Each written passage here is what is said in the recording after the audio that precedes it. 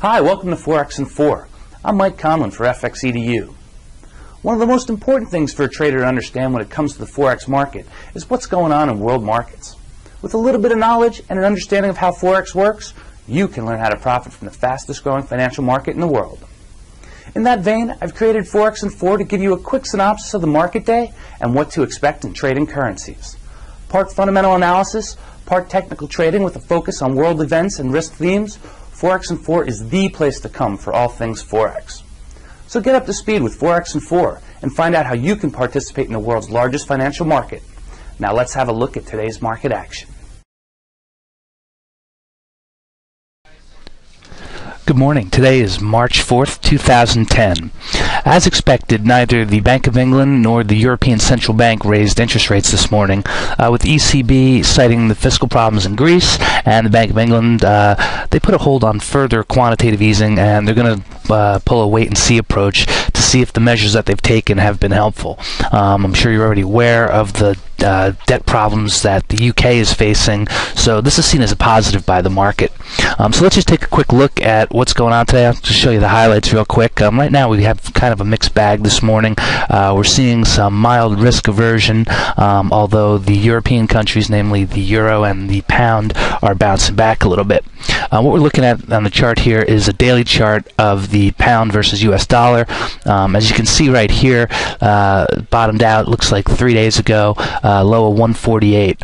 We're looking from a technical perspective. We've got a nice little hammer here, so it looks like we may see some pound strength going into tomorrow's non-farm payrolls report. That's really the granddaddy of them all. That's one of the biggest numbers that comes out for the currency market, so they'll be taking a look at that tomorrow. So in any event, right here looks like a decent entry to get long pound if you were so inclined to do so.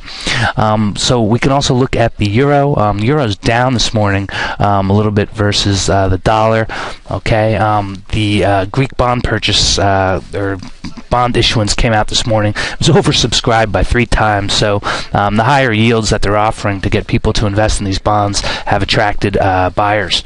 Now this happens in the meantime while the Greeks have taken to rioting in the streets. Well, not rioting, but protesting. I'm sure it will turn into riots by day's end, but that's sort of what happens when you have to propose austerity, namely taking away some of these entitlements that people felt like they were basically entitled to, and that's one of the problems that governments face.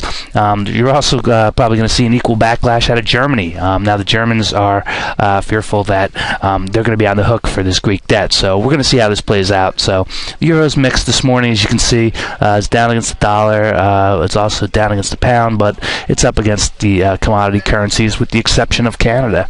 The loonie's actually showing some strength here.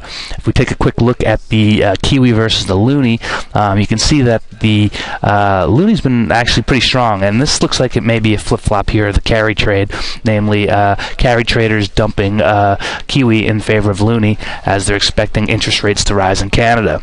Last news to note this morning, besides U.S. unemployment claims, which came in as expected. Again, nothing really major happening until tomorrow's non-farm payrolls report. But in Japan, there was actually some talk from the finance minister about raising sales taxes. They haven't done that in over 10 years, and that's sort of a way that he's going about saying, well, we need to raise revenue here. We have fiscal problems. The markets responded to this by selling off yen today, as it has been strong, and quite frankly, I think that was his exact intention. I don't think you're going to see sales taxes raised in Japan, but this is sort of on the back and forth between the Bank of Japan and the finance minister. Bank of Japan says that they need to have fiscal restraint, and of course the finance minister saying that the Bank of Japan needs more quantitative easing to keep yen low so that they can have good exports. So that's what's happening this morning. So keep an eye out to see if the market corrects here with these risk themes today, but it looks like we're going to see some mild risk aversion going into non-farm payrolls tomorrow.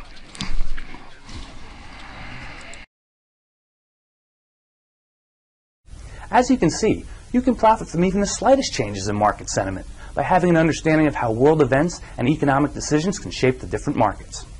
This can help you diversify some of your holdings away from US-based assets only and give you access to foreign growth stories. You've probably heard the saying, there's always a bull market somewhere.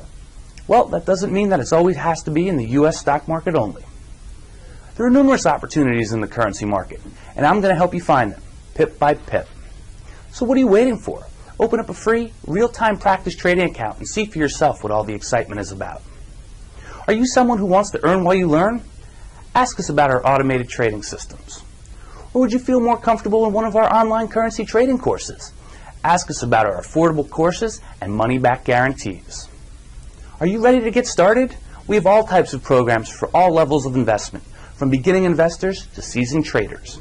Find out today how we can help you achieve your Forex goals. Go to www.fxedu.com and speak with a Forex expert today. I'm Mike Conlon. Good trading to all.